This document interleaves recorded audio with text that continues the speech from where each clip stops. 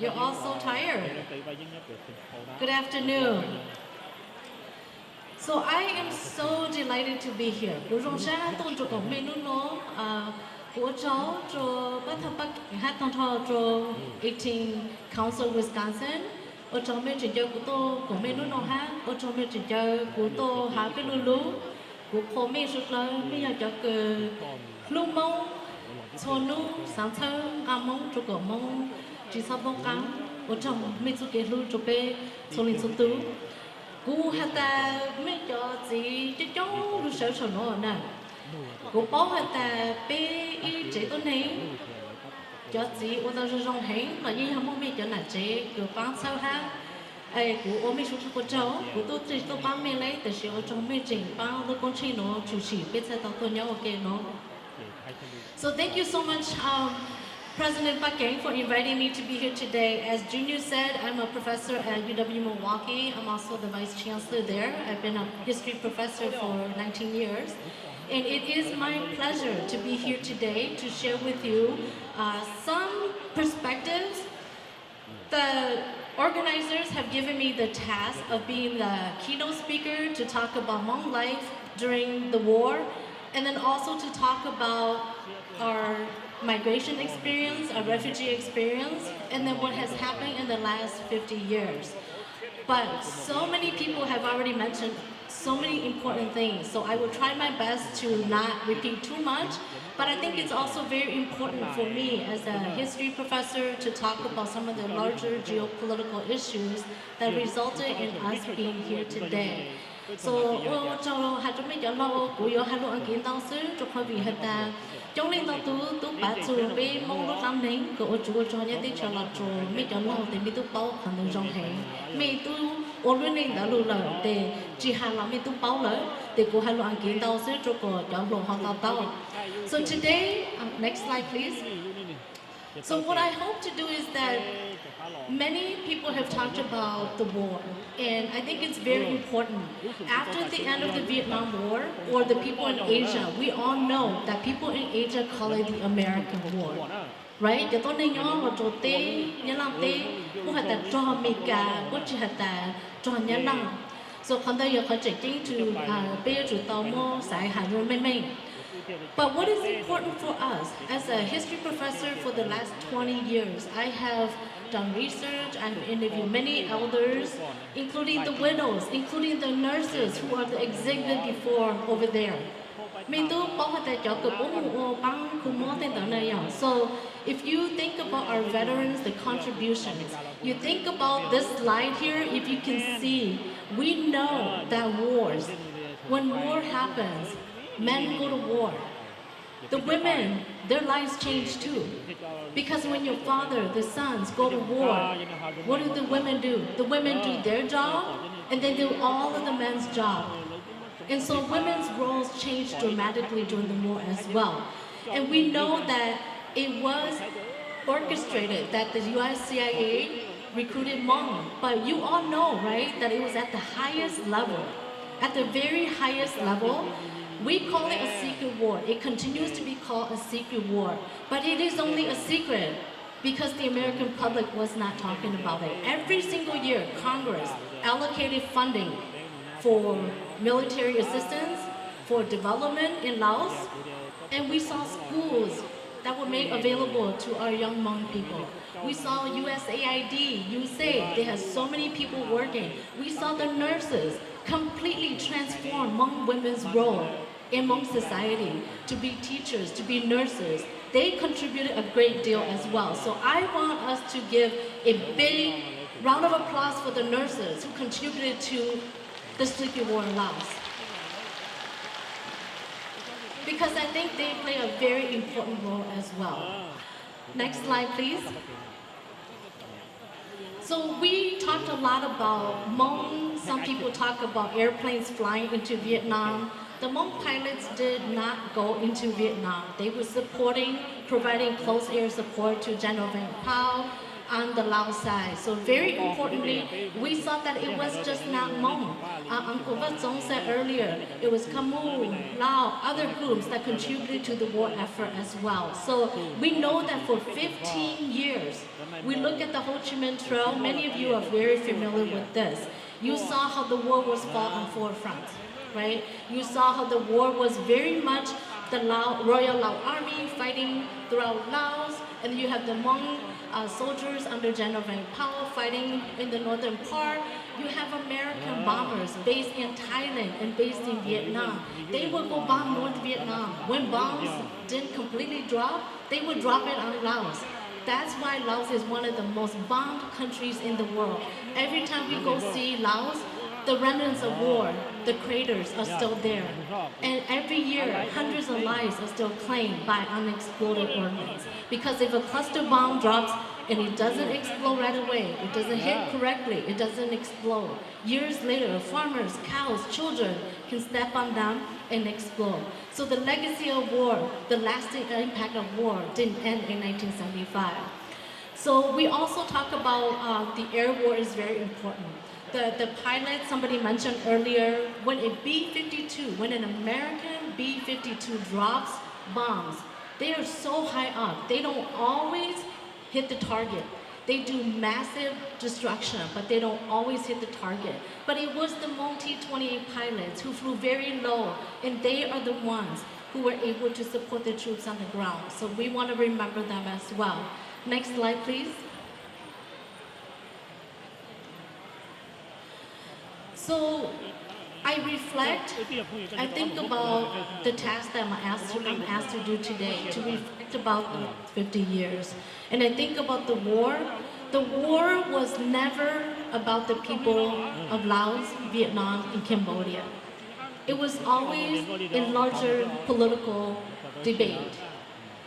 So what I call great power diplomacy in 1973 in January, the peace agreement, the same peace agreement that had been talked about 68, 69, 70, 71. Finally in 1973, we have a peace agreement. It gave the Americans the opportunity to leave the region. The next month, we have the Vientiane Agreement. Many of the elders here, you were there, you saw it, you were witness to this Vientiane Agreement. And then we also have 1973 to 1975, the elders here. I was only a small child, so I'm not a veteran, I don't have personal experience. But I know that the elders here, 1973 to 75, I've talked to so many of you who talk about they were still fighting, sporadic. It was peace for the Americans because they left, but there was no peace in Southeast Asia. So very importantly, we've been talking about May 14, right? A little bit before the fall of Saigon, there was a small evacuation of Americans who were in Cambodia. And then April 30, the trickle down, the effects. And then up to May 14 when General Vang left Long Giang. Really important to remember, these images help us to remember that it wasn't just one person. Many people were fleeing for their lives. Next slide, please. So the next topic that I'm asked to talk about is that I was a small child, so when my family left, I don't remember a whole lot. I remember being tired and hungry, but I don't remember being afraid because my parents were with me. So if I think about how Hmong people, if you look at the images, crossing the river, people walking barefoot. I was a small child, I didn't have shoes. I'm not in that picture, just letting you know that. But one of the things I want to remind us is that in 1975, a lot of people did not support having Hmong people come to the United States. Let's face the facts. Because they look at images like this. If you look at the images of Hmong fleeing like that, you might also think that they might not be able to survive in modern society. So some people did not agree to have Hmong people come to this country because we looked like that. We didn't have shoes, we barely had anything, and they did not think that we could survive. But very interestingly, if you think about All the refugees, our stories are the same. We crossed the river from Laos to Thailand. We spent some time in a refugee camp. Some people stayed long enough to want to remember. My family was in Vang for only 6 months. My T number is T46159. We were there for so short that we remember, but many people were there for 6 years, 10 years. And so they became almost semi-permanent life. Look at the ways in which the living condition was. People are in shacks and living with children, being born, dying. And here we were, thousands and thousands of Hmong refugees, waiting on the mercy of countries to accept us, to give us refuge. So for so many of our elders, the waiting for family that they have left behind, fearing that they won't be able to go forward. They don't want to go forward, they want to go backward. Those are the kind of dilemma that our elders faced at the time. Next slide, please. So in terms of how Hmong people, we know, we live this experience. You know your family, you know your neighbors, we know our families, so this kind of global view of Hmong resettlement in the United States. So over time, you see how our population grew. In 1980, the 1980 census only counted 5,000 Hmong people. But we know that by over 40,000 Hmong people have actually been resettled, but they were not counted. So over the course of our lives, the margin of error or how people count people in the census have continued to undercount our population. So I'm not going to read all of that, but you can see how our populations were increasing in this country, the regions that we lived in, and now we know that the Midwest region, although California has the largest population as a state, the Midwest as a region continues to be the hub for Hmong to rebuild our lives in places that are very different from where we came from. But there are other factors that contributed to why we could thrive in this environment. Next slide, please. So this is not everything. Many people have talked about many things. I want to just briefly talk about a brief snapshot of what I think is really important in terms of our Hmong community. If you look at in terms of poverty, when we first came, few of our elders could work. People come with very difficult conditions, difficult lived experiences, they couldn't get the jobs. So if you think about how our poverty level in 2020 is 14% of our population. Look at how it was earlier. In 1990, it was 64% of our community lived in poverty. That's a huge change. So I'm not talking about individuals, I'm giving you these larger landscape. Education attainment. You think about 2020, 26% of our Hmong Americans aged 25 or older have a bachelor's degree. And 6% of our over 300,000 Hmong people have graduate degrees. So think about that. 1972, we had one. 1982, we had a couple more. But today, there's so many, I can't even count them anymore. And then you think about how home ownership is a way for people to build wealth. That's how rich people in this country, they build wealth. They have real estate, they have investments, and then they leave the wealth to their children. So Hmong home ownership is an indicator of our own wealth and progress as well. So you look at the significant changes from 1990 to 2020. That's huge. In less than one generation, we're able to make that progress. Next slide, please. So another snapshot, which I think is very, very important, entrepreneurship.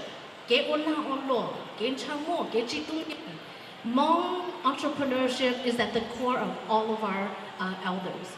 No one likes to depend on other people. They help each other, but throughout Hmong history, people have been so independent. They help themselves, they care for their family.